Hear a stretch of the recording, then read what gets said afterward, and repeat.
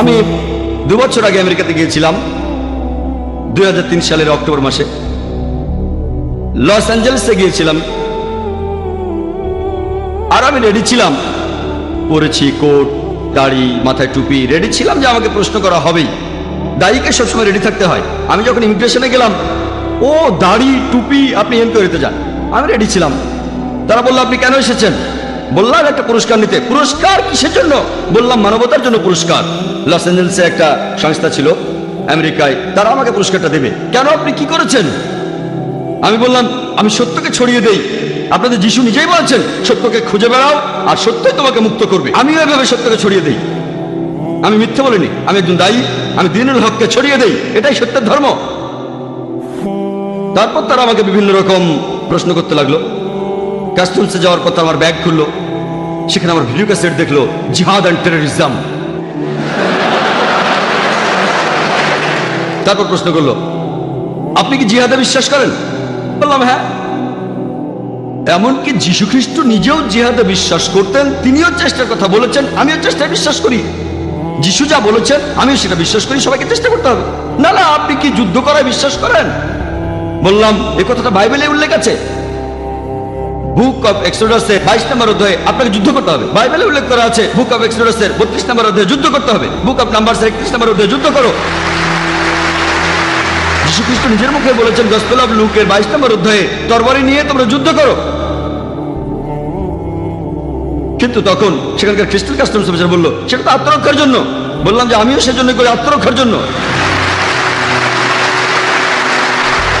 তারা বললো, স্যার আপনাকে আরেকটা প্রশ্ন করতে পারি? বললাম, কোনো সমস্যা নেই। তখন আমার হোস্টকে বললাম, আমি ইমিগ্রেশনে দাওয়া দিচ্ছি, চিন্তা করবেন না। দায়ীর কথা বলি, একজন দায়ী কখনো সত্যকে ভয় পাবে না। আমি লেকচারের শুরুতে সূরা ইসরার একটি আয়াত বলেছিলাম, 81 নম্বর আয়াতে উল্লেখ করা হয়েছে, যখন সত্য এসে মিথ্যার সামনে দাঁড়ায়, মিথ্যা তখন বিলুপ্ত হয়, কারণ মিথ্যা তার প্রকৃতিগত কারণে বিলুপ্ত হবে। আর আলহামদুলিল্লাহ 9/11-এর পরে নিয়মের বেশ কড়াকড়ি হয়েছে, কাস্টমসে কড়াকড়ি হয়েছে। তবে আলহামদুলিল্লাহ 9/11-এর পরে আমি গিয়েছি আমেরিকায়, কানাডায়, ইংল্যান্ডে, অস্ট্রেলিয়ায়, মালয়েশিয়ায়, সিঙ্গাপুরে। আমার কাছে 10 বছরের আমেরিকান ভিসা আছে, ইংল্যান্ডের 5 বছর, কানাডার 2 বছরের ভিসা। আলহামদুলিল্লাহ সুম্মা আলহামদুলিল্লাহ। তারপরেও আমি আমার কথাগুলো স্পষ্টভাবেই বলি। যখন লেকচার দিতে যাই বলি লেকচার দিতে এসেছি, যখন সত্য প্রচার করতে যাই বলি সত্য প্রচার করতে এসেছি। পরিস্থিতির উপর ভিত্তি করেই উত্তরটা দেই। পবিত্র কোরআনের সূরা ইমরানের 64 নম্বর আয়াতে উল্লেখ করা হয়েছে, তাআলা ইলা কালিমাতুন সাওয়াইন বাইনানা ওয়া বাইনাকুম, এসো সেই কথা যাহা আমাদের এবং তোমাদের মধ্যে এক। অনেকেই হয়তো ইন্ডিয়ার বর্তমান পরিস্থিতি জানেন, সেখানে দাওয়ার কাজটা খুব সহজ নয়। বিশেষ করে আমি যেখানে থাকি বোম্বে শহরে, যেসব জায়গায় দাওয়ার কাজ সবচেয়ে কঠিন আমার মতে তার একটা হলো বোম্বে। তবে রাখে আল্লাহ আমাকে, বোম্বেতেও আমি লেকচার দিয়েছি, বেদের উপরে দিয়েছি, ভগবদ গীতার উদ্ধৃতি দিয়েছি, উপনিষদের উদ্ধৃতি দিয়েছি। তবে সেখানে বলার ধরনটা অন্যরকম। এমন অনেক ইন্ডিয়ান আছেন যারা বলে যে মুসলিমরা তারা সন্ত্রাসী। এই কোরআন আপনাদের বলে যে যুদ্ধ করো, এটা তাহলে কোন ধরনের ধর্মগ্রন্থ? আমি বললাম, আপনারা কি মহাভারত পড়েছেন? মহাভারত হিন্দুদের পবিত্র ধর্মগ্রন্থগুলোর মধ্যে একটা। যদি বলেন যুদ্ধের কথা বলাটা খুবই খারাপ কাজ, আপনাদের মহাভারতেই পবিত্র কোরআনের চাইতে অনেক বেশি যুদ্ধের কথা বলা হয়েছে। হিন্দুরা বলবে যে না না, এই যুদ্ধটা আসলে ছিল সত্যের সাথে মিথ্যের যুদ্ধ, হক আর বাতিল। আমি বলি, কোরআনে কি যুদ্ধের কথা বলা হয়েছে? ও, তাহলে কোরআন নিয়ে কোনো সমস্যা নেই। হিন্দুদের যে ধর্মগ্রন্থটা সবচেয়ে বেশি পড়া হয় সেটা ভগবদ গীতা। এই ভগবদ গীতায় অর্জুনকে উপদেশ দিচ্ছে কৃষ্ণ, হিন্দুদের মহান ঈশ্বর অর্জুনকে। ভগবদ গীতায় উল্লেখ করা হয়েছে 1 নম্বর অধ্যায়ের 43 থেকে 46 নম্বর অনুচ্ছেদে যে অর্জুন যুদ্ধক্ষেত্রে তার অস্ত্র মাটিতে রেখে বলল, আমি এখানে বরং নিরস্ত্র অবস্থায় মারা যাব, কিন্তু আত্মীয়দের সাথে যুদ্ধ করব না। মহাভারতে আত্মীয়দের মধ্যে একটা যুদ্ধ ঘটনা আছে, পাণ্ডবদের 5 ভাইয়ের সাথে কৌরবদের 100 ভাইয়ের মধ্যে যুদ্ধ। আর ভগবদ গীতা মহাভারতের একটা অংশ, 25টি অধ্যায়। কৃষ্ণ তখন অর্জুনকে বললেন, ভগবদ গীতার প্রথম অধ্যায় 43 থেকে 46 অনুচ্ছেদে, অর্জুন নিরস্ত্র অবস্থায় মরতে চায় কিন্তু আত্মীয়দের সাথে যুদ্ধ করবে না। এর মাত্র কয়েকটা অনুচ্ছেদ পরে 2 নম্বর অধ্যায়ের 2 অনুচ্ছেদে শ্রীকৃষ্ণ বলছেন, হে অর্জুন, তোমার মনে এমন চিন্তা কিভাবে এলো? কিভাবে তুমি এতটা শক্তিহীন হলে? মহান ঈশ্বর শ্রীকৃষ্ণ তিনি অর্জুনকে বলছেন শক্তিহীন। তুমি তো স্বর্গে প্রবেশ করতে পারবে না। আর পুরো ভগবদ গীতাতেই সর্বশক্তিমান ঈশ্বর অর্জুনকে উপদেশ দিচ্ছেন যে তোমার আত্মীয়দের সাথে তোমাকে যুদ্ধ করতে হবে। এরপর আরো আছে ভগবদ গীতা 2 নম্বর অধ্যায়ের 31 থেকে 33 অনুচ্ছেদে, হে অর্জুন, তুমি একজন ক্ষত্রিয়, ধর্মের পক্ষ নিয়ে যুদ্ধ করা সেটা হচ্ছে তোমার দায়িত্ব। যদি যুদ্ধ না করো তাহলে পাপ হবে, যদি যুদ্ধ করো তাহলে তুমি স্বর্গে প্রবেশ করতে পারবে। আর সেই ক্ষত্রিয়রাই ভাগ্যবান যারা যুদ্ধ করার সুযোগ পায়। চিন্তা করেন, যদি আমি হিন্দুদের বলি আপনাদের ঈশ্বর শ্রীকৃষ্ণ অর্জুনকে জোর করেছেন তার আত্মীয়দের হত্যা করতে, এটা ঠিক হবে না। শ্রীকৃষ্ণ যেটা করেছেন, অর্জুনকে বলেছেন যদি তোমাকে সত্যের জন্য যুদ্ধ করতে হয়, আত্মীয়দের সাথে যুদ্ধ করতে হয়, তবুও তুমি যুদ্ধ করো। আর পবিত্র কোরআনেও বলছে, সূরা নিসার 135 নম্বর আয়াতে উল্লেখ করা হয়েছে, ইয়া আইয়ুহাল্লাযিনা আমানু, হে মুমিনগণ, ন্যায় বিচারে দৃঢ় প্রতিজ্ঞ থাকবে, সাক্ষী স্বরূপ আল্লাহ সুবহানাহু ওয়া তাআলার, যদিও সেটা তোমাদের বিরুদ্ধে যায়, পিতামাতার বিরুদ্ধে যায়, আত্মীয় স্বজনের বিরুদ্ধে যায়, হোক সেটা ধনী বা গরিব, আল্লাহ উভয়েরই ঘনিষ্ঠতর। একই কথা। প্রায় দেখা যায় একটা হাদিসের কথা বলা হয় ইসলামকে অপবাদ দিয়ে। সহিহ বুখারীর একটা হাদিস 4 নম্বর খণ্ড, সেখানে বুক অফ জিহাদের 2 নম্বর অধ্যায়ের 45 নম্বর হাদিস। আর সমালোচকরা বলে আপনাদের নবী মুহাম্মদ সাল্লাল্লাহু আলাইহি সাল্লাম বলেছেন, যদি কোনো মুজাহিদ যুদ্ধক্ষেত্রে মারা যায় সে তাহলে বেহেশতে যাবে, যদি বেঁচে ফিরে আসে তাহলে পৃথিবীর সম্পদ পাবে। আর বিভিন্ন সমালোচক ইন্ডিয়ার যেমন অনুসরী, তারা ইসলামের সমালোচনা করে এই হাদিসে উদ্ধৃতি দেয়। আমি তাদের বলি, আপনারা কি ভগবদ্গীতা পড়েননি? ভগবদ্গীতায় উল্লেখ আছে 2 নম্বর অধ্যায়ের 37 অনুচ্ছেদে শ্রীকৃষ্ণ হিন্দুদের মহান ঈশ্বর, তিনি অর্জুনকে বলছেন, হে অর্জুন, যাও যুদ্ধ করো, যদি মারা যাও তুমি তাহলে স্বর্গে যেতে পারবে, বেহেশতে যেতে পারবে, তুমি জান্নাতে যেতে পারবে, বেহেশতে। যদি তুমি বেঁচে ফিরে আসো তাহলে যুদ্ধের লুণ্ঠিত দ্রব্য তুমি পাবে। ঠিক একই কথা আছে সহিহ বুখারীতে, একই। আমি এই হিন্দুদের বলি, আপনাদের ধর্মগ্রন্থ কি পড়েননি যে এখন কোরআন হাদিসের ভুল বের করছেন? আমি আল্লাহ সুবহানাহু ওয়া তাআলার নির্দেশ মেনেই চলি, তাআলা ইলা কালিমাতুন সাওয়াইন বাইনানা ওয়া বাইনাকুম, এসো সেই কথা যা তোমাদের এবং আমাদের মধ্যে এক। তাই মুসলিমদের এটা জানতে হবে কিভাবে দাওয়া দিতে হয়, কিভাবে সত্যকে ছড়িয়ে দিতে হয়, কিভাবে। এবার টেবিলটাকে উল্টে দিতে হবে। আমি আগেও বলেছিলাম, তখন ইংল্যান্ডে ছিলাম, তারা মুসলিমদের নিয়ে অনেক কথা বলছিল, যেমন আত্মঘাতী বোমা, মুসলিমরা নিরীহ মানুষদের হত্যা করছে। একটা বই আছে, লিখেছেন একজন অ্যাসোসিয়েট প্রফেসর পলিটিক্যাল সায়েন্সের, শিকাগো ইউনিভার্সিটির প্রফেসর, নাম রবার্ট পেপ। তিনি একটা বই লিখেছেন যেটার নাম ডাইং টু উইন। তিনি একজন বিশেষজ্ঞ আত্মঘাতী বোমা হামলার উপরে, আত্মঘাতী সন্ত্রাস, আমেরিকাতে 1 নম্বর। রবার্ট পেপ, বইটার নাম ডাইং টু উইন। তিনি তার বইতে লিখেছেন আত্মঘাতী বোমা হামলা এটা ইসলাম ধর্মে ছিল না। যদি আপনারা ইসলামের ইতিহাস পড়েন, কোরআন হাদিস পড়েন, সেখানে আত্মঘাতী বোমা হামলার কথা নাই।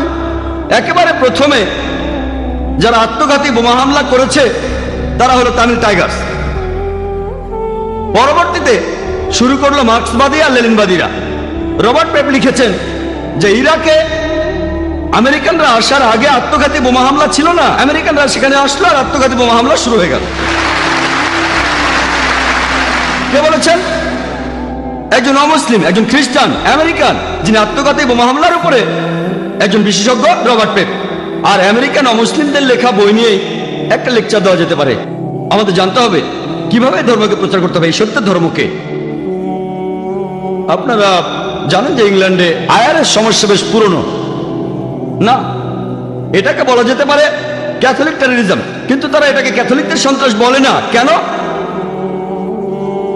কোন মুসলিম জড়িত থাকলে ইসলামিক টেররিজম, অমুসলিমের জড়িত থাকলে তারা এলাকার কথা বলে, ধর্মের কথা বলে না। কেন? আর ঠিক এইভাবেই মিডিয়া বিভিন্ন খবর তুলে ধরে আর সেটাকে ভুলভাবে প্রচার করে থাকে। এই মিডিয়া, যেমন ধরেন যদি এটা ইন্ডিয়ার মিডিয়ায় আসে যে 50 বছরের এক আরব ইন্ডিয়ায় আসলো আর 16 বছরের একটি মেয়েকে বিয়ে করলো, হেডলাইন 50 বছরের মুসলিম আরব 16 বছরের মেয়েকে বিয়ে করেছে। কিন্তু যদি 50 বছরের কোনো অমুসলিম 6 বছরের একটি মেয়েকে রেপ করে, এটা নিয়ে ছোট্ট খবর হয়। যদিও বিয়ের সময় মেয়ের বাবা মায়ের অনুমতি নেওয়া হয়েছে, মেয়েও রাজি আছে, তাকে প্রাপ্য অধিকার দেওয়া হচ্ছে, এখানে সমস্যাটা কি? কিন্তু 50 বছরের অমুসলিম 6 বছরের মেয়েকে ধর্ষণ করলে এটা নিয়ে ছোট্ট খবর হয়। ওকলাহোমা বোমিং এর কথা নিশ্চয়ই শুনেছেন। মধ্যপ্রাচ্যের ষড়যন্ত্র দিনের পর দিন। যখন জানতে পারলো হামলাকারী আমেরিকান সৈনিক, খবরটা কয়েকদিন পর পেপার থেকে হারিয়ে গেল। এরকম আরো অনেক উদাহরণ দেওয়া যায় যে মিডিয়া আসলে খেলা করছে। আর এখন তারা বলে ইসলাম হলো সেই ধর্ম যেটা তরবারির জোরে ছড়ানো হয়েছে। এ ব্যাপারে খুব সুন্দর বলেছেন ডি লেসি ওলেরি তার বইতে ইসলাম অন দ্য ক্রস রোডের 8 নম্বর পৃষ্ঠায়। বলা হয়েছে ইতিহাসে এটা পরিষ্কার যে তরবারি হাতে নিয়ে মুসলিমদের ইসলাম ধর্মকে ছড়ানো আর বিভিন্ন দেশ জয় করার আজগুবি গল্পটা একটা অসাধারণ মিথ্যে ছাড়া আর কিছুই নয়, যেটা বারবার করে বলা হয়ে থাকে। ডিলেসি ওলেরি খুবই বিখ্যাত ঐতিহাসিক। তিনি বলেছেন ইতিহাসে এটা পরিষ্কার যে চরমপন্থী মুসলিমদের তরবারি হাতে নিয়ে ইসলাম ছড়ানো আর বিভিন্ন দেশ জয় করার গল্প একটা অসাধারণ মিথ্যে, যেটা বারবার বলা হয়ে থাকে। ইতিহাস আমাদের বলে যে আমরা মুসলিমরা 800 বছর স্পেনে রাজত্ব করেছি। আমরা আমাদের কাজ করিনি, আমরা মানুষকে দাওয়া দেয়নি। পরবর্তীতে ক্রুসেডাররা আসলো, স্পেন দখল করলো, তখন একজন মুসলিমও প্রকাশ্যে আজান দিতে পারতো না। মুসলিমরা আমরা আরব দেশগুলো শাসন করেছি গত 1400 বছর ধরে। কিছুদিন ব্রিটিশরা করেছিল, কিছুদিন ফ্রেঞ্চরা শাসন করেছিল, তবে মুসলিমরা এই সময়টা বাদ দিয়ে আরব দেশগুলো শাসন করেছে গত 1400 বছর ধরে। তবু এখনো পরিসংখ্যান আমাদের বলে আরব দেশে প্রায় 1.5 কোটি মানুষ আছে যারা কপ্টিক খ্রিস্টান। কপ্টিক খ্রিস্টান মানে বংশ পরম্পরায় খ্রিস্টান। যদি আমরা চাইতাম তাহলে আরবদের সবাইকে ইসলাম গ্রহণে বাধ্য করতাম তরবারির জোরে। আমরা সেটা করিনি। এই 1.5 কোটি কপ্টিক খ্রিস্টান আরব দেশে তারাই সাক্ষ্য দিচ্ছে, তারাই শাহাদা দিচ্ছে যে ইসলাম তরবারির সাহায্যে ছড়ানো হয়নি। মুসলিমরা ইন্ডিয়া শাসন করেছে প্রায় 1000 বছর। বর্তমানে ইন্ডিয়ায় 80%-এরও বেশি মানুষ অমুসলিম। আমরা যদি চাইতাম তাহলে প্রত্যেক ইন্ডিয়ানকে তরবারি দিয়ে ইসলাম গ্রহণে বাধ্য করতাম। আমরা সেটা করিনি, ইসলাম সে অনুমতি দেয়নি। ইন্ডিয়ার এই 80% অমুসলিম সাক্ষ্য দিচ্ছে, শাহাদা দিচ্ছে যে ইসলাম তরবারির মাধ্যমে ছড়ানো হয়নি। কোন মুসলিম আর্মি আফ্রিকার পূর্ব উপকূলে গিয়েছিল? কোন মুসলিম আর্মি ইন্দোনেশিয়ায় গিয়েছিল যে দেশে মুসলিমদের সংখ্যা সবচেয়ে বেশি? কোন মুসলিম আর্মি গিয়েছিল মালয়েশিয়ায় যেখানে 50%-এর বেশি মুসলিম? কোন মুসলিম আর্মি? কোন তরবারি? এটা হলো বুদ্ধির তরবারি। পবিত্র কোরআনে আছে সূরা নাহালের 125 নম্বর আয়াতে উল্লেখ করা হয়েছে উদু ইলা সাবিলি রাব্বিকা বিল হিকমা ওয়াল মাউযিজাতিল হাসানা ওয়াজাদিলহুম বিল্লাতি আহসান। প্রতিপালকের পথে মানুষকে আহ্বান করো হিকমত ও সদুপদেশ দ্বারা, এবং তাদের সাথে তর্ক করো আর তাদের যুক্তি দেখাও সবচেয়ে উত্তম ও গ্রহণযোগ্য পন্থায়। একবার একটা আর্টিকেল ছাপা হয়েছিল রিডার্স ডাইজেস্ট অ্যালবাইনা কেয়ার বুকে 1984 সালে। এটা পরে প্লেন ট্রুথ ম্যাগাজিনও ছাপা হয়েছিল। একটা জরিপ চালানো হয়েছিল প্রধান ধর্মগুলোর অনুসারীদের নিয়ে। মোট 50 বছরের হিসাব সেখানে ছিল 1934 সাল থেকে 1984 সাল পর্যন্ত। আর যে ধর্মের অনুসারীদের সঙ্গে সবচেয়ে বেশি হারে বেড়েছে সেটা হলো ইসলাম, 235%। খ্রিস্টান ধর্ম মাত্র 47%।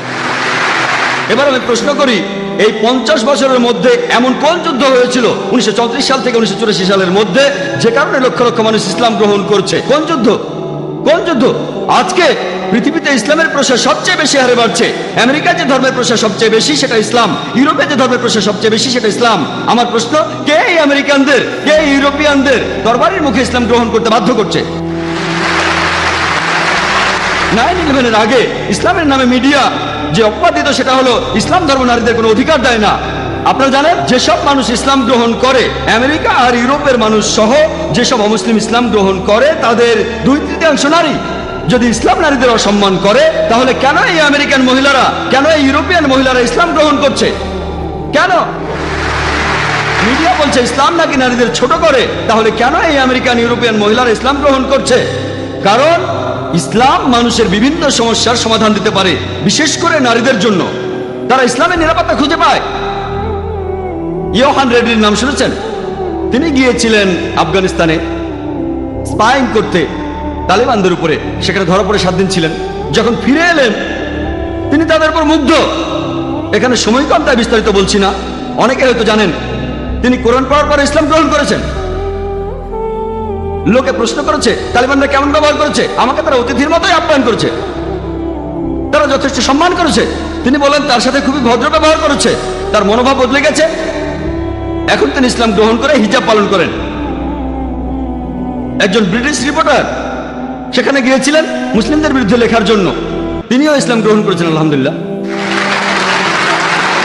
আর 9/11-এর পরে যখনই আমি আমেরিকা অথবা ইউরোপে যাই, আগের চাইতে অনেক বেশি অমুসলিম আমার লেকচার শুনতে আসে।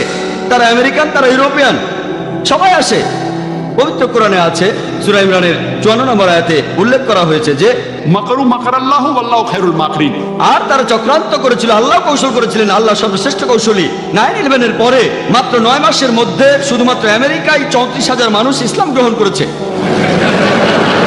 ইয়োহান রেডলির কথা অনুযায়ী 9/11-এর 9-10 মাস পরে 20,000 ইউরোপিয়ান ইসলাম গ্রহণ করেছে। তারা যতই আক্রমণ করছে, ইসলাম ততই উপরে উঠে যাচ্ছে। কিন্তু আমরা কিছু করছি না, আমাদের কারণে এসব হচ্ছে না, আমরা দায়িত্ব পালন করছি না। আল্লাহ প্রতিশ্রুতি দিয়েছেন কোরআনে, সব মিলিয়ে মোট 3টি আলাদা জায়গায়। সূরা সাফের 9 নম্বর আয়াতে উল্লেখ করা হয়েছে, সূরা তাওবা 33 নম্বর আয়াতে উল্লেখ করা হয়েছে, এবং পবিত্র কোরআনে সূরা ফাতার 28 নম্বর আয়াতে বলা হয়েছে, হুয়াল্লাযী আরসালা রাসূলাহু বিল হুদা ওয়া দীনিল হক লিইয়ুযহিরাহু আলাদ দীনি কুল্লি। আল্লাহ তার রাসূলকে পাঠিয়েছেন পথ নির্দেশক এবং সত্যের দিন সহ, যাতে করে এটা অন্য সমস্ত দিনের উপরে থাকে, অন্য সব দিন দর্শনের উপরে থাকে। ইসলাম অন্য সব ধর্মের উপরে অবস্থান করবে। এই শান্তি ধর্মটা, এই সত্যের ধর্মটা অন্য সব জীবন দর্শনের উপরে থাকবে। আর সাক্ষী হিসেবে আল্লাহ যথেষ্ট। এটা হয়তো অমুসলিমরা অপছন্দ করবে, এটা হয়তো মুসলিমরা অপছন্দ করবে, ইসলাম অন্য সব ধর্মের উপরে অবস্থান করবে। ইসলাম প্রচারের জন্য আমাদের কোনো দরকার নেই আল্লাহর, আমাদেরকে আল্লাহর কোনো প্রয়োজন নেই। আল্লাহ নিজেই তার দিনকে সমুন্নত রাখবেন। তিনি আমাদের একটা সুযোগ দিয়েছেন আমাদের দায়িত্ব পালন করার আর তার কাছে পুরস্কার পাওয়ার। তিনি আমাদেরকে দাওয়া দেওয়ার একটা সুযোগ দিয়েছেন। এই সত্যের ধর্ম টিকে থাকবে, এই দ্বীনুল হক, এই সত্যের ধর্ম, এই শান্তির ধর্ম অবশ্যই টিকে থাকবে। একটা বেশ সুন্দর কথা বলেছিলেন অ্যাডাম পিয়ারসন। তিনি বলেছেন, যারা ভয় পায় যে একদিন পারমাণবিক বোমা হয়তোবা আরবদের হাতে চলে যাবে, তারা এটা বুঝতে পারে না যে ইসলামের আসল বোমাটা অনেক আগে পৃথিবীতে পড়ে গেছে।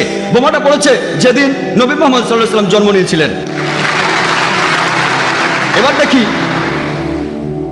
মিডিয়া ইসলামের বিরুদ্ধে কি বলে। আমরা সব ধরনের মিডিয়াকে এক ঝলক দেখব। প্রথমে আসুন প্রিন্ট মিডিয়া দেখি। টাইম ম্যাগাজিনে একটা আর্টিকেল ছাপা হয়েছিল 1979 সালের 16 এপ্রিলের কথা। এটা লিখেছিল এক খ্রিস্টান। তিনি লিখেছেন যে ইসলাম ধর্মের বিরুদ্ধে গত 150 বছরে 60,000-এরও বেশি বই লেখা হয়েছে। 1800 সাল থেকে 1950 সালের মধ্যে ইসলামের বিরুদ্ধে 60,000-এরও বেশি বই লেখা হয়েছে। যদি হিসেব করেন, গড়ে একটারও বেশি বই লেখা হয়েছে প্রতিদিন। প্রতিদিন একটারও বেশি বই লেখা হয়েছে ইসলামের বিরুদ্ধে, নবীজির বিরুদ্ধে। আর 9/11-এর পরে এই প্রবণতাটা আরো অনেক বেড়ে গেছে। ইসলামের বিরুদ্ধে এখন প্রতিদিন অনেক বই লেখা হচ্ছে। আর মুসলিমরা আমরা কি করছি? খ্রিস্টান মিশনারিরা তারা ধর্মকে ছড়াচ্ছে, তাদের দায়িত্ব পালন করছে, তারা ছাপাচ্ছে বিভিন্ন লিটারেচার আর সেগুলো বিলি করছে। আমাদের এখানেও একটা স্যাম্পল আছে। এই যে প্রশ্ন করেছিলাম এক আরব শেখকে প্লেনে যাওয়ার সময় যে এটা কি, তিনি বললেন আল্লাহ মোহাম্মদ। কিন্তু যদি একটু খেয়াল করে পড়েন, এটা আল্লাহ মোহাম্মদ না, এটা হলো আসলে আল্লাহ মোহাব্বা, যার অর্থ ঈশ্বরী প্রেম। এটা আসলে বাইবেলের একটা উদ্ধৃতি, ফার্স্ট এপিস্টল অফ জন 4 নম্বর অধ্যায়ের 16 অনুচ্ছেদ। ঈশ্বরী প্রেম। তারপর বলা হয়েছে যে প্রেম নিয়ে বসবাস করে সে ঈশ্বরের সাথে থাকে, ঈশ্বর তার ভেতরে থাকেন। বাইবেলের একটা অনুচ্ছেদ। এটা যদি মুসলিমদের দেই, বেশিরভাগ মুসলিম কি করবে? চুমু দিয়ে পকেটে রেখে দেবে। যখনই তারা আরবি দেখে, আল্লাহর কালাম পকেটে চলে যায়। ইন্ডিয়া, পাকিস্তান বা অন্যান্য অনারব দেশের মুসলিমরা যদি আরবিতে লেখা কিছু দেখে, তখন সেটাকে চুমু খেয়ে পকেটে রেখে দেয়, যেন সেটা আল্লাহর কালাম। আসলে ঘরের ভিতরে সাপ। এমন অনেক পোস্টার আছে, এখানে সবগুলোর ব্যাপারে বলছি না। যখন তারা পড়ে ও রাব্বানা, যখন রাব্বানা শব্দটা দেখলেন তারপরে থাকবে আতিনা ফিদ দুনিয়া হাসানাতাও, আমরা বসতো। এটা কিন্তু রাব্বানা নয়, এটা আব্বানা, এটা পিতা যিনি স্বর্গে থাকেন, তার রাজ্য পৃথিবীতে প্রতিষ্ঠিত হবে। এটা বাইবেলের একটা অনুচ্ছেদ। তারা এগুলো মুসলিমদের মাঝে বিলি করে, আর আমরা খুব রংচঙে এটা তো ফটোকপি 4 কালারের ছাপানো, খুব সুন্দর, সেটা নিয়ে বাড়ি চলে যাবেন। এভাবেই প্রতারিত হচ্ছেন। তারা প্রতারণার মাধ্যমে আমাদের ঘরে ঢুকছে। আমি একটা লেকচার দিয়েছিলাম খ্রিস্টান ধর্ম প্রচারকদের প্রতারণা। সময় কম, তাই এখানে বিস্তারিত বলতে পারছি না। এর প্রত্যেকটা বিষয় নিয়ে ঘন্টার পর ঘন্টা লেকচার দেওয়া যায়। আর আমি যেহেতু এমন অনেক খ্রিস্টান প্রতিষ্ঠানের সাবস্ক্রাইবার, আমি খুব সুন্দর ক্যালেন্ডার পাই। একবার একজন আলেম আমার বাসায় আসলেন, যিনি আরবি জানেন। বললাম ক্যালেন্ডারটা কেমন? ও খুব সুন্দর ক্যালেন্ডার, আমি কি বাসায় নিয়ে যেতে পারি? বললাম নিয়ে যান। তিনি সেটাকে কয়েক সপ্তাহ রাখলেন। একদিন তাকে বললাম ক্যালেন্ডারটা আপনার কাছে কেমন লেগেছে? খুবই সুন্দর জাকির ভাই। আমি বললাম ওটা নিয়ে আসেন। সে বললো কেন? আমি বললাম ওটা নিয়ে আসেন, এবার ভালো করে পড়ে দেখেন।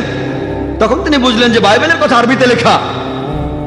খ্রিস্টানরা এখন বাইবেল লিখছে অন্যান্য ধর্মের সাথে সাদৃশ্য রেখে, আর বাইবেল পড়ে দেখেন লেখা আছে বিসমিল্লাহির রহমানির রহিম।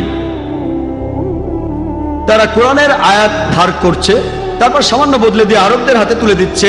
তারাও ভাবছে এটা কোরআনের অংশ, আসলে সেটা কিন্তু বাইবেল। তারা এই কৌশল অবলম্বন করছে। কিতাবুল মুকাদ্দাস। আমি আগেও বলেছি, এখানে সংক্ষেপেই বলি, আমরা মুসলিমরা কি করছি। আমি ইন্ডিয়া থেকে এসেছি, আমার দেশের জনসংখ্যা 100 কোটিরও বেশি, আর তাদের মধ্যে নিশ্চিতভাবে বলা যায় 16 কোটি থেকে 18 কোটি মানুষ হচ্ছে মুসলিম।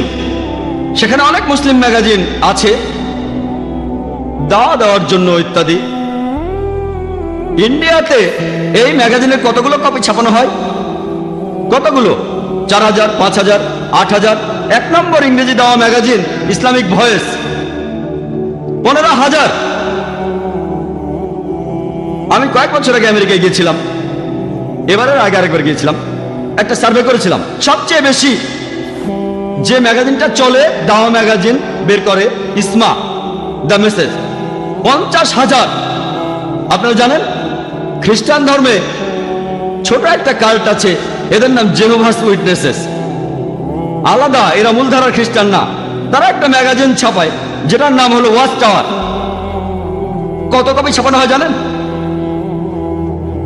মাসে কত কপি ছাপানো হয় আপনারা কি কেউ বলতে পারবেন? আমাদের পত্রিকা আমেরিকায় খুব বেশি হলে 50,000। তারা কতগুলো কপি ছাপায় কেউ বলতে পারবেন? কোনো পয়সা দিতে হবে না, কেউ বলবেন কত? 10 লক্ষ। হ্যাঁ, 10 লক্ষ। 10 লক্ষ, ডাইরেক্ট 10 লক্ষ। আর কেউ বলবেন? 50,000। 50,000, 5 লক্ষ। 5 লক্ষ, 50 লক্ষ। 50 লক্ষ, 50 লক্ষ, 1 লক্ষ। 1 লক্ষ, 1 লক্ষ। আমি বলি কত কপি? 2,08,30,000 কপি।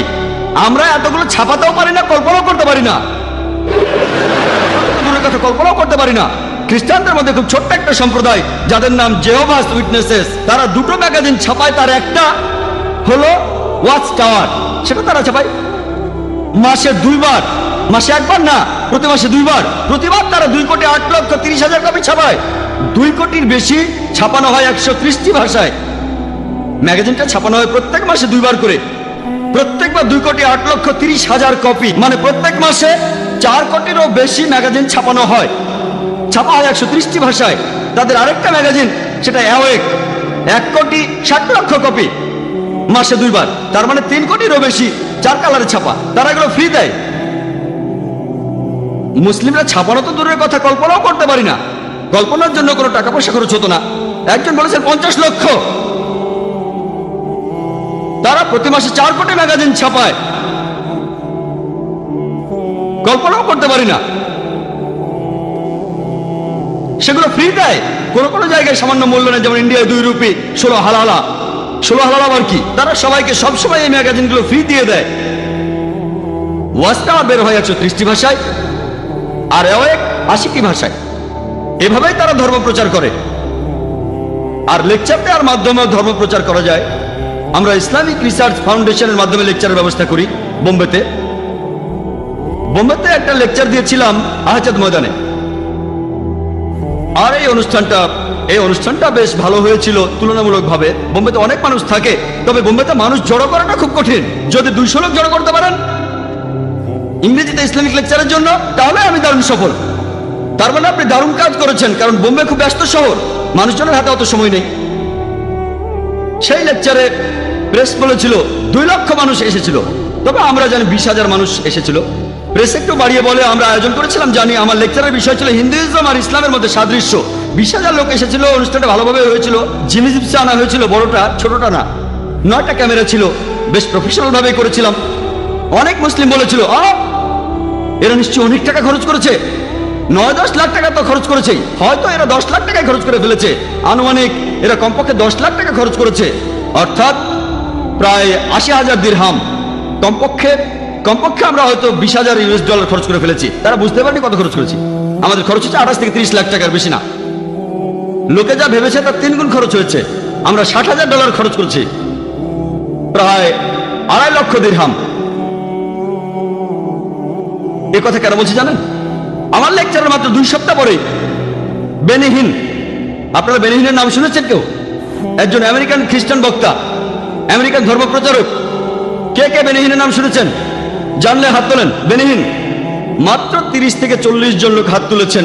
এই অনুষ্ঠানে আছে প্রায় 8 থেকে 10,000 মানুষ। 8,000-এরও বেশি মানুষ আছে। আমি মাত্র 20-30 জনের হাত দেখছি যারা বেনি হিনের নাম শুনেছেন। কেউ জানেন না। আসলে খুবই জনপ্রিয়। এমনকি আমিও বেনি হিনকে চিনতাম না তিনি বোম্বেতে আসার আগে। আমার লেকচারে 2 সপ্তাহ পরে তিনি আসলেন।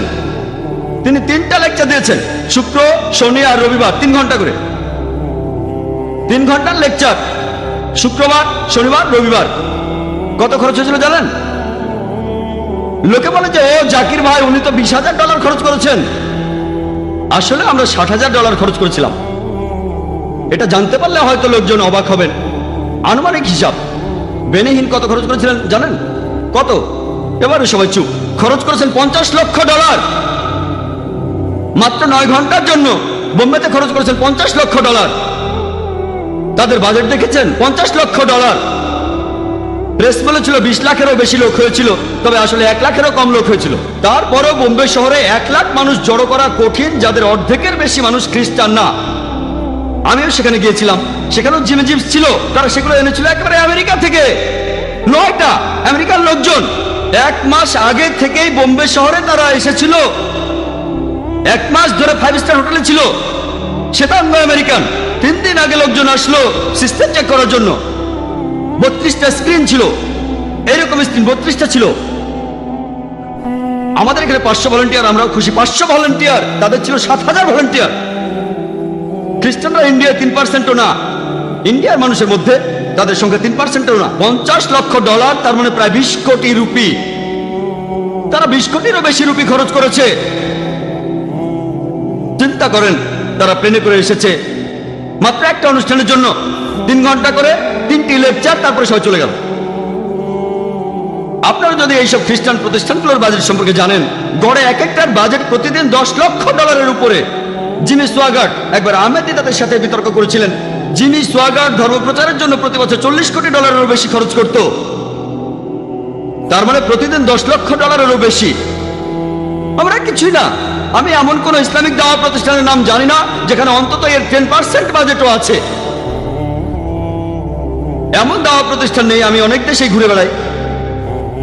খ্রিস্টানদের মধ্যে প্রফেশনালিজম আছে। এই খ্রিস্টান মিশনারিরা সবাই ট্রেনিং নিয়েছে, তারা লেকচার দেওয়ার ট্রেনিং পেয়েছে। এমন ইসলামিক দাওয়া প্রতিষ্ঠান কমই আছে যারা লেকচারের উপর ট্রেনিং দেয়। বর্তমানে আধুনিক বিজ্ঞান আমাদের বলে, যখন কেউ জনসমক্ষে স্টেজের উপর লেকচার দেয়, লেকচারের বিষয়বস্তুর গুরুত্ব মাত্র 7%। মাত্র 7%। বাকি 93% হলো প্রেজেন্টেশন স্কিল। তিনি কেমন করে কথা বলবেন, দর্শকদেরকে কিভাবে তাকাবেন, অঙ্গভঙ্গি। এই জন্য আমার সামনে কোনো পোডিয়াম থাকে না। আমার স্বাস্থ্য খুব ভালো এমনটা নয়। আপনারা যাতে আমার বডি ল্যাঙ্গুয়েজ দেখেন, আমার শরীরও কথা বলছে। বোম্বেতে ইসলামিক রিসার্চ ফাউন্ডেশনে আমরা মুসলিমদের ট্রেনিং দিয়ে থাকি কিভাবে ইসলামের বাণী প্রচার করতে হবে। আমরা শুধু ইন্ডিয়ানদেরই ট্রেনিং দেই না, বিদেশিদেরও দেই। এখানে আমেরিকানরাও ট্রেনিং নিয়েছে, ব্রিটিশরাও নিয়েছে, সিঙ্গাপুর থেকে এসেছে, আরব আমিরাত, মালয়েশিয়া, সৌদি আরব, ইউনিভার্সিটি থেকে পাশ করা সব বিশেষজ্ঞ। তাদের ট্রেনিং দিয়েছি। তাদেরকে আমরা ট্রেনিং দিয়েছি যে কিভাবে ইসলামের বাণী প্রচার করবেন। এমন কতগুলো মুসলিম প্রতিষ্ঠান আছে।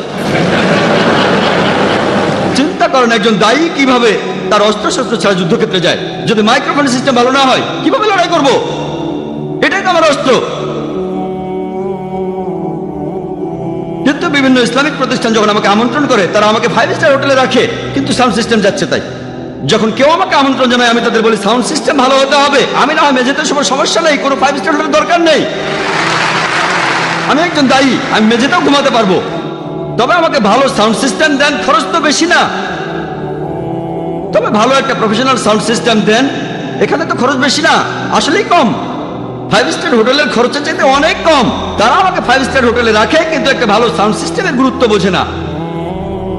মুসলিমদের যেটা করা উচিত, মিডিয়ার ক্ষেত্রে আমাদের ট্রেনিং নেওয়া প্রয়োজন। এখানে স্পেশালিটি অর্জন করতে হবে। লেকচার দেয় এক ধরনের স্পেশালিটি, প্রিন্ট মিডিয়া আরেক ধরনের স্পেশালিটি, অডিও মিডিয়া আরেক ধরনের স্পেশালিটি, ভিডিও মিডিয়া আরেক ধরনের স্পেশালিটি। আমাদের স্পেশালাইজড হতে হবে। এখনকার দিনে আমাদের রেডিও স্টেশন আছে, কতজন মুসলিম তাদের দায়িত্ব পালন করছে? কতজন? এখন কম্পিউটার আছে, ইন্টারনেট আছে। ইন্টারনেটের প্রথম দিকে ইসলামের পক্ষে যত কথা ছিল তার চেয়ে বেশি ছিল ইসলামের বিপক্ষে। এখন আলহামদুলিল্লাহ মুসলিমরাও ইন্টারনেটে তাদের মতামত জানাচ্ছে, তবে খ্রিস্টানরা অনেক এগিয়ে আছে।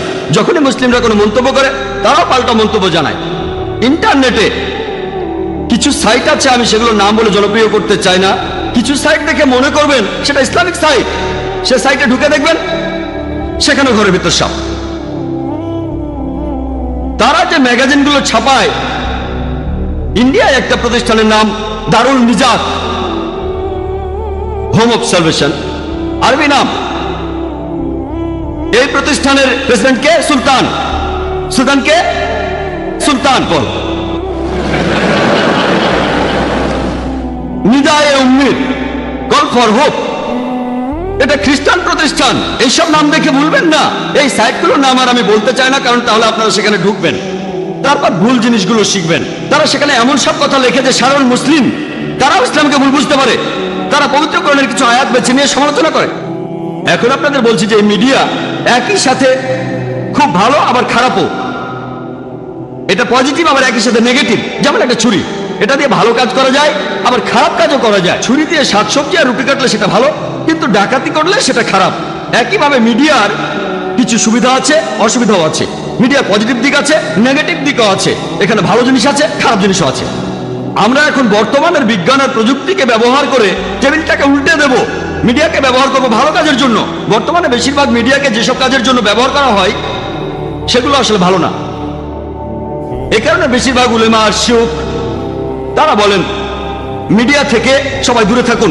আমি একমত, আমি তাদের বিপক্ষের পক্ষে। কারণ এই স্যাটেলাইট চ্যানেলগুলোর মাধ্যমে আপনার ঘরে যা ঢুকছে তার বেশিরভাগই আপনাকে ইসলাম থেকে দূরে সরিয়ে দেবে, ইসলামের কাছে নিয়ে আসবে না। আর এই পরিসংখ্যান আমাদের বলে যে 1 নম্বর মিডিয়া বর্তমানে হলো television media, television satellite media. পরিসংখ্যান আমাদের বলে এখন পৃথিবীতে 20,000-এরও বেশি টিভি স্টেশন আছে। আর এদের দর্শক এই পৃথিবীর 500 কোটি মানুষ। এই পৃথিবীর মোট জনসংখ্যার 80% টেলিভিশন মিডিয়ার আওতার ভেতরে। পরিসংখ্যান এটাই বলছে। আপনাদের বেশিরভাগই এই টেলিভিশন মিডিয়ার আওতার মধ্যে আছেন।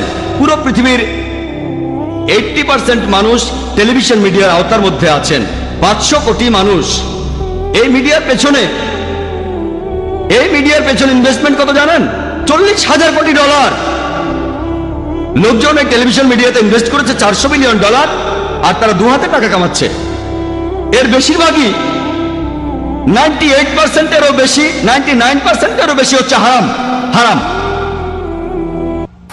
অশ্লীলতা আর ভুল তথ্য দিয়ে সত্য থেকে দূরে নিয়ে যাচ্ছে 99%-এরও বেশি। আমাদের এখন এই মিডিয়াকে ব্যবহার করে টেবিলটা উল্টে দিতে হবে। একবার ভাবেন, $40,000 কোটি ইনভেস্টমেন্ট শুধুমাত্র টিভি মিডিয়াতে। খ্রিস্টানদের 50টা চ্যানেল আছে, 100টা চ্যানেল আছে, আর 2 হাতে টাকা কামাচ্ছে। শুধু আমেরিকাতে এই মোট টেলিভিশন স্টেশনের সংখ্যা 1,673টা আছে। এর মধ্যে 83টা চ্যানেল হলো ধর্মীয় চ্যানেল। চ্যানেলগুলোর বেশিরভাগ, প্রায় সবগুলোই খ্রিস্টান চ্যানেল, বেশিরভাগই। পুরো পৃথিবীতে 100 খ্রিস্টান চ্যানেল আছে, কয়েকশো হিন্দু চ্যানেল আছে, জৈন চ্যানেল আছে। মুসলিম চ্যানেল কয়টা আছে? কয়টা? ইন্ডিয়াতে অনেক চ্যানেল আছে, হিন্দু চ্যানেল আছে। এই ইন্ডিয়াতে খ্রিস্টান চ্যানেল আছে একেবারে সেই এলাকার ভাষায়। ইংরেজিতে অনেক খ্রিস্টান চ্যানেল আছে। আর এখানে দক্ষিণ ইন্ডিয়ার নিজস্ব ভাষার চ্যানেল, যেটা দর্শক অল্প কিছু মানুষ, স্পেশালাইজ টার্গেট। পৃথিবীতে কয়েকশো খ্রিস্টান চ্যানেল আছে। 1 নম্বর হলো গড টিভি। কারা গড টিভির নাম শুনেছেন? হাত ওঠান। মাশাআল্লাহ, দেখা যাচ্ছে অনেকেই গড টিভির নাম শুনেছেন। গড টিভির সম্প্রচার শুরু হয় প্রায় 10 বছর আগে, 1995 সালে। প্রতিষ্ঠাতা একজন ব্রিটিশ, কিন্তু সম্প্রচারিত হয় ইসরায়েল থেকে। বর্তমানে এই গড টিভি 15টা স্যাটেলাইট থেকে সম্প্রচারিত হয়। পৃথিবীর 200টারও বেশি দেশে তাদের সম্প্রচারের আওতার মধ্যে আছে 27 কোটি 50 লক্ষ মানুষ, 27 কোটি 50 লক্ষ দর্শক তাদের আওতার মধ্যে। 200টা দেশে তারা মোট 15টা স্যাটেলাইট ভাড়া করেছে। গড চ্যানেল একটাই, তবে এশিয়ার জন্য একরকম, ইউরোপের জন্য আরেক রকম, আমেরিকাতে আরেক রকম, ইন্ডিয়ার জন্য আরেক রকম স্পেশালাইজেশন। যেমন ধরুন বিবিসি ওয়ার্ল্ড একরকম, বিবিসি এশিয়া আরেক রকম, বিবিসি ইউরোপ আলাদা। কেন? 90% ক্ষেত্রে অনুষ্ঠানগুলো একই। তারা এখানে আসলে প্রাইম টাইমের সুযোগটাও নিতে চায়। ইংল্যান্ডের প্রাইম টাইম আর আরব আমিরাতের প্রাইম টাইম এক নয়, বোম্বের প্রাইম টাইমটাও আলাদা। এভাবে প্রাইম টাইম অনুযায়ী এক এক দেশে এক এক সময় অনুষ্ঠান প্রচার করে থাকে। এই জন্য অন্যান্য স্যাটেলাইট ভাড়া করে। আর এই গড টিভি হলো খুবই জনপ্রিয় খ্রিস্টান মিশনারি চ্যানেলগুলোর মধ্যে একটা। এরকম আরো কয়েকশো খ্রিস্টান চ্যানেল আছে। এরকম মুসলিম চ্যানেল কটা আছে? আমি জানি অনেক মুসলিমই বিভিন্ন বিনোদনমূলক চ্যানেলের মালিক, অনেক 5টা 10টা 20টা এরকম, আমি নাম বলছি না, আপনারা হয়তো জানেন। এরকম অনেক চ্যানেল আছে। কতগুলো ইসলামিক চ্যানেল আছে, দাওয়ার জন্য কতগুলো আছে চ্যানেল। প্রথম যে চ্যানেলটা সম্প্রচার শুরু করে সেটা কাদিয়ানীদের MTVA, মুসলিম টিভি আহমেদিয়া। তারা মুসলিম না, মুসলিম টিভি আহমেদিয়া। আর এটা এখন দুবাইতেও আছে, মুসলিম টিভি আহমেদিয়া। সাধারণ মানুষ চ্যানেলটা দেখে ভাববে এটা মুসলিম চ্যানেল, আর নামটা মুসলিম, কিন্তু তারা আসলে প্রথাসিদ্ধ মুসলিম না। আলহামদুলিল্লাহ, প্রায় 8 বছর আগে প্রথম ইসলামিক চ্যানেল ইকরা টিভির সম্প্রচার শুরু হয়। তবে এই চ্যানেলটা আরবি ভাষায়, তারপর মাজার টিভি, তারপর ফজর টিভি। তবে এই সবগুলো চ্যানেলই সম্প্রচারিত হয় আরবি ভাষায়, পুরো পৃথিবীর মুসলিম উম্মার উদ্দেশ্যে। তাদের টার্গেট মার্কেট হলো মধ্যপ্রাচ্য। এই চ্যানেলগুলো ইসলামিক চ্যানেল, তবে দাওয়া চ্যানেল নয়। তারা অমুসলিমদের কাছে ইসলাম প্রচার করছে না, বরং মুসলিমদের জন্য অনুষ্ঠান প্রচার করছে। আরো কিছু চ্যানেল আছে যেগুলো রিজিওনাল, শুধু ইউরোপের জন্য। এরকম বেশ কিছু মুসলিম চ্যানেল এখন আছে। এখন আমাদের প্রয়োজন দিন রাত 24 ঘন্টার একটা দাওয়া চ্যানেল, যেটা ইসলাম প্রচার করবে আর বিভিন্ন ভুল ধারণা দূর করবে, যে ভুলগুলো মিডিয়া ইসলামের বিরুদ্ধে ছড়াচ্ছে। আমি এখানে এসেছিলাম কয়েক বছর আগে, সেবারও এসেছিলাম হোলি কোরআন অ্যাওয়ার্ডের আমন্ত্রণে। আর তখন হেডলাইনে এসেছিল এখানকার পেপারে Khaleej Times, doctor Zakir Naik Islamic TV চালু করার কথা বলেছেন। তখন লেকচার দিয়েছিলাম অ্যালবামে, টপিক আলাদা ছিল, কিন্তু প্রশ্নোত্তর পর্বে বলেছিলাম মুসলিমদের জন্য এখন প্রয়োজন একটা ফুল টাইম স্যাটেলাইট দাওয়া চ্যানেল ইংরেজি ভাষায়। এটাই আন্তর্জাতিক ভাষা। ইসলামিক নিউজ পেপার আছে, সেটা ছাপা হয় উর্দু ভাষায়। কারা এটা পড়ে? শুধু ইন্ডিয়ার মুসলিমরা বা পাকিস্তানের। আরবি ভাষায় নিউজ পেপার আছে, তবে সেগুলো পড়ে শুধু আরবরা। আমি এমন বলছি না যেটা ভুল, তবে আমাদের এখন প্রয়োজন দাওয়ার জন্য নিউজ পেপার, দাওয়ার জন্য টিভি চ্যানেল। আলহামদুলিল্লাহ সুম্মা আলহামদুলিল্লাহ, আমরা সবাই এ দর্শনে বিশ্বাস করি। সামনে যত কাজই থাকুক, অপেক্ষা করবেন না। কাজ যদি খুব বেশি হয়, আমরা খুব ছোট্ট একটা প্রতিষ্ঠান, কাজ যদি বেশি হয়, আল্লাহ আপনাকে যা দিয়েছেন সেটাতেই শুরু করুন। যদি মাত্র 1000 রিয়াল থাকে, 1000 দিরহাম থাকে, সেটা দিয়ে শুরু করুন, ইনশাল্লাহ আপনি সফল হবেন। আর 8 বছর আগে মুসলিমরা স্যাটেলাইট চ্যানেলের মাধ্যমে সম্প্রচার শুরু করেছেন। আর আলহামদুলিল্লাহ সুম্মা আলহামদুলিল্লাহ, আমরাও চেষ্টা করছি প্রত্যেক দিন 8 ঘন্টা থেকে 2 ঘন্টার অনুষ্ঠান 6টা ইন্টারন্যাশনাল স্যাটেলাইট চ্যানেলে প্রচার করতে। 6টা প্রত্যেক দিন।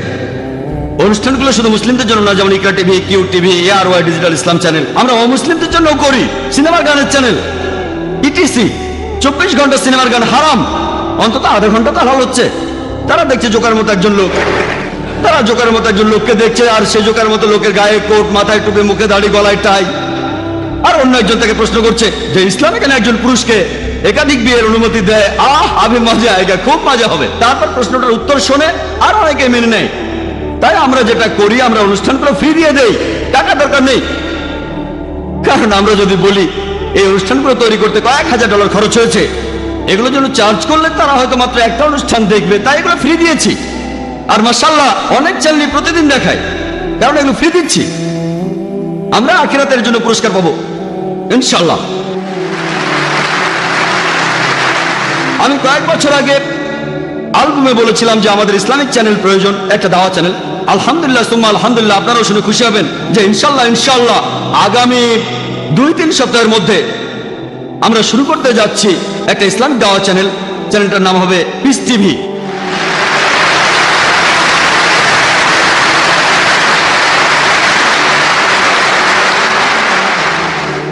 বাজেট খ্রিস্টানদের মতো অত বিশাল না, অত টাকা নেই, আমরা ক্ষুদ্র ক্ষুদ্র মানুষ। আমাদের যা আছে ইনশাল্লাহ, চ্যানেলটার নাম দিচ্ছি পিস টিভি। মিডিয়া যেখানে যুদ্ধ করছে ইসলামের সাথে, তবে আমরা মানবতার জন্য শান্তি চাই। পিস এর আরবি হলো সালাম, আরো একটা হলো ইসলাম।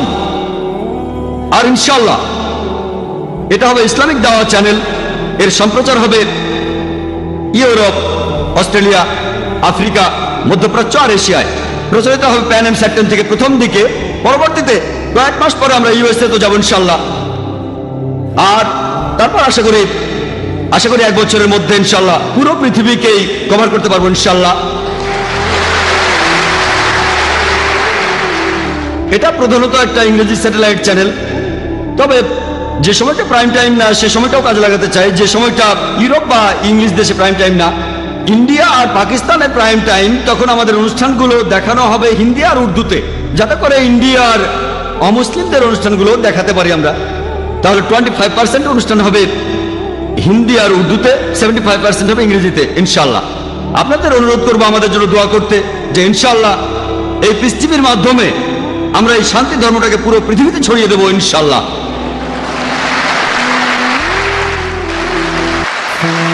আমি কয়েক বছর আগে অ্যালবামে বলেছিলাম যে আমাদের ইসলামিক চ্যানেল প্রয়োজন, একটা দাওয়া চ্যানেল। আলহামদুলিল্লাহ সুম্মা আলহামদুলিল্লাহ, আপনারাও শুনে খুশি হবেন যে ইনশাল্লাহ আগামী 2-3 সপ্তাহের মধ্যে আমরা শুরু করতে যাচ্ছি একটা ইসলামিক দাওয়া চ্যানেল। চ্যানেলটার নাম হবে পিস টিভি।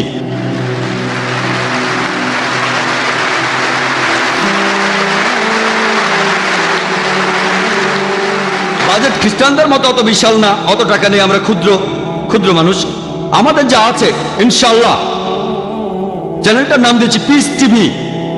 মিডিয়া যেখানে যুদ্ধ করছে ইসলামের সাথে, তবে আমরা মানবতার জন্য শান্তি চাই। পিস এর আরবি হলো সালাম, আরো একটা হলো ইসলাম। আর ইনশাল্লাহ এটা হবে ইসলামিক দাওয়া চ্যানেল। এর সম্প্রচার হবে ইউরোপ, অস্ট্রেলিয়া, আফ্রিকা, মধ্যপ্রাচ্য আর এশিয়ায়। প্রচারিত হবে প্যান এন্ড স্যাটেন থেকে প্রথম দিকে, পরবর্তীতে কয়েক মাস পরে আমরা ইউএসএ তো যাবো ইনশাল্লাহ। আর তারপর আশা করি 1 বছরের মধ্যে ইনশাল্লাহ পুরো পৃথিবীকেই কভার করতে পারবো ইনশাল্লাহ। এটা প্রধানত একটা ইংরেজি স্যাটেলাইট চ্যানেল, তবে যে সময়টা প্রাইম টাইম না সে সময়টাও কাজে লাগাতে চাই। যে সময়টা ইউরোপ বা ইংলিশ দেশে প্রাইম টাইম না, ইন্ডিয়া আর পাকিস্তানের প্রাইম টাইম, তখন আমাদের অনুষ্ঠানগুলো দেখানো হবে হিন্দি আর উর্দুতে, যাতে করে ইন্ডিয়ার অমুসলিমদের অনুষ্ঠানগুলো দেখাতে পারি আমরা। তাহলে 25% অনুষ্ঠান হবে হিন্দি আর উর্দুতে, 75% হবে ইংরেজিতে ইনশাল্লাহ। আপনাদের অনুরোধ করবো আমাদের জন্য দোয়া করতে, যে ইনশাল্লাহ এই পিস টিভির মাধ্যমে আমরা এই শান্তি ধর্মটাকে পুরো পৃথিবীতে ছড়িয়ে দেবো ইনশাল্লাহ।